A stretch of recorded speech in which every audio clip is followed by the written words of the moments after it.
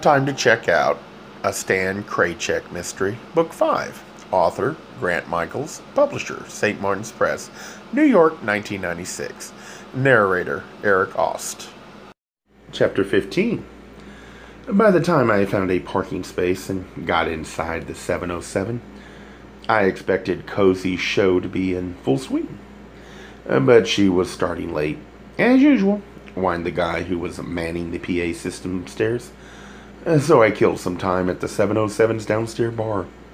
It was a rough and tumble crowd, like members of a circus troupe, rehearsing their acts behind the big top. I ordered a Black Russian, and the barmaid raised her eyebrows. "Are you looking for some action?" "I've seen enough tonight, doll." "Seen, or had," she said. "You look beat." I must have looked the way I felt. I took the drink and found an empty stool near the big open windows that faced Duval Street. It was mid-evening, yet the tourists passed by steadily, seeing only what they wanted during their pleasant tropical vacation: the water, the fish, and the sun, all dancing to merry music in the dazzling light of Key West Center Ring. While I had become entangled in the island's peculiar backstage life, all disjointed, dark, and counter-punchal. Meanwhile, back inside the 707, a tall, energetic, and ruggedly handsome guy was making the rounds through the downstairs bar, greeting people like old friends. He had close-cropped hair, almost as short as mine, and a big cowboy-style mustache. He smiled like he was trying to sell his teeth, and he moved like he could easily sell his body. That's when I recognized him. It was Ross, the bartender from the toolbox. He approached me with a big grin on his face. I said, "You sure look different without your cowboy duds and with the new haircut." Ross said, "Your fuzz cut inspired me." "Is this how you spend your nights off?" "I'm working, darling." "Everyone needs a second job these days." "Except maybe doctors and lawyers," I said. Ross said, "That's when I started tending bar, when I was in medical school." "You were in medical school?" "Up in New York," said Ross. But I got distracted and flunked out. He seemed completely at ease with the facts, or the fantasy, whichever it was. Little by little, I discovered tending bar was very satisfying work. I felt like I was helping people, really helping them. So I thought, why spend all that time and money learning how to patch people up when you can do just as much good for them behind a bar? Maybe he was telling the truth after all. I'd done a similar thing, switching from psychology to hairdressing. Ross continued, "And I always got offers to make some extra money after the bars closed." "Oh," I said, beginning to suspect the real nature of Ross's second job. "Right," he said, "and now it's steady work for me." "So you do sex for money?" "Don't judge me too harsh, darling." "I'm not judging," I said. Ross's big brown puppy dog eyes turned inviting. "Are you looking for company, then?" Our brief gavotte was interrupted by an announcement over the PA system, welcoming Cozy dinette and the family-style meals to the 707. "That's my cue," I said. "I came to hear Cozy sing." "I'll catch you later, darling," said Ross. I went upstairs for the show, but the only free seat up there was at the bar, and unfortunately it meant sitting next to that local charmer, the Countess Anastasia Lalenska, who was there alone. I opted to stand. Cozy began her first song, while I tried to avoid the Countess. But it was hopeless, for the Countess's turban that evening was a two-tone checker: flamingo pink and key lime green. And its innate glow kept drawing my eyes that way. She waved her fingers discreetly to catch my attention. When I didn't respond, she resorted to getting one of the waitresses to summon me. Royalty was determined to have its way. I finally submitted and went to her. Without any greeting, she barraged me with questions. "Have you seen Kenneth? Is he downstairs? Did he leave any message? Did he forget this is a fundraising event?"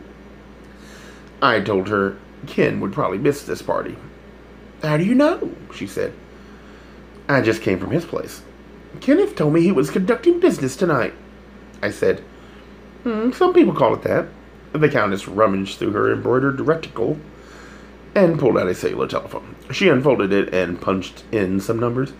then shrieked into it above Cozy Dinette's singing and the rest of the noisy club. "Kenneth, where are you?" she demanded. "I am still waiting here." "Yes, I know what you told me." "I understand, but are you coming here?" "Should I come there?" "Oh. Oh. Why didn't you tell me that before?" "Bye-bye." The Countess snapped the little phone closed and tossed it into her bag. As she said, "Kenneth is, occupied. Perhaps you will do me the kindness to accompany you outside and call me a taxi. A lady should not be alone in a public place." I agreed and escorted her downstairs, if only to prove that social etiquette was known and occasionally even practiced by the feudal serfs. I phoned for a cab, and we waited for it outside the 707. "You must have been disappointed," I said, "to lose your inheritance from Peter Willits." "A young man, do not discuss those things with me." "But you love Peter, and when he died, he meant to leave you something, except his mother took it from you." "I am not alone," said the Countess. "There were others, and I will find a way to get my air conditioning." I said, "Peter Willits left you more than air conditioning. He left you Blue Water Tours, an extremely valuable source of income. In fact, your motive to eliminate Augusta Willits was probably the strongest of any of Peter's legatees." "How dare you be so bold, when you are so ignorant?" Because I have nothing to lose, or to hide." "Nor do I," said the Countess. "Didn't you try to reason with Augusta?" I said. "Why should I do that?" "Because Blue Water Tours was almost in your hands, and it was the most lucrative of any of Peter Willits' properties." "Where do you hear such things?" said the Countess. The fact was, I hadn't. I was bluffing. I said, "What about Adolf Dobermann?" In response to that, the Countess grabbed at her throat, an ill-chosen gesture, I thought, considering that Dobermann had been strangled with a T-shirt from her shop. I was about to pursue the delicate matter of said murder weapon and its apparent incrimination of her regal fakeness. But that's precisely when the cab pulled up to the curb and the Countess scurried inside. She could move fast when she wanted to. From the open window, she said to me, "It must require great effort from one with so little natural grace to be courteous." "Takes one to know one," I replied. The cab took off. Meanwhile, from the 707's upstairs open-air club, Cozy Dinette's voice crashed into the night air, twanging out the open lyrics to her first number. I went back upstairs to hear her. Seconds later, Ross was by my side. "Did you hurt that fancy lady's feelings?" "She hasn't got any," I said, "and she ain't no lady. But I am curious about all this new attention from you." "It's not new, darling," said Ross. "I liked you the minute you walked into the toolbox the other day." Up on stage, Cozy was singing and waggling a warning finger toward the audience with the lyrics, "Don't let your eyes say yes when your heart is telling you no." I looked Ross straight in the eye. "How much?" "For what, darling?" "To spend some time with you." "Spend time?" said Ross, all innocence and guile at once. "Are you or are you not hustling tonight?" "Well, sure, darling, but..." "Well then, it's simple. I want to pay you for your time." "Is that all you want?" said Ross. I hesitated. "I don't know yet." Ross grinned and said, "You're like a little lost lamb." He was right. I had been feeling lonely and confused enough beforehand. But after the sights at Ken Kimball's pool party, my yearning for physical comfort had become an ache. So Ross and I left the 707 together. On the way out, I waved to Cozy Dinette, still on stage. She gave me a look of mock horror as she went on singing the blues. During the brief drive back to the guest house, I argued with myself about why I was so ready to pay for sex. But then, why not? In my efforts to have a satisfactory sex life, I tried everything from celibacy to self-abuse. I'd even tried love and marriage. The only thing I hadn't tried was a negotiated agreement with a paid professional. And here was Ross, sitting in the roadster beside me, ready, willing, and with any luck, able, in his moonlighting persona of Mr. Love for Sale. Up in my room, I wanted to settle the financial side of our business right away. So once again, I asked Ross, how much? He said, what do you like to do? I groaned. No gymnastics, not tonight. Just pretend you like me. Ross grinned and said, but I do like you, darling. Good, I said. You learn fast. I placed 4 crisp $50 bills on the nightstand. I didn't want to appear cheap, and I did want him to spend the night. I hope that's enough, I said. Ross glanced at the money, then looked back at me in those lingering moments.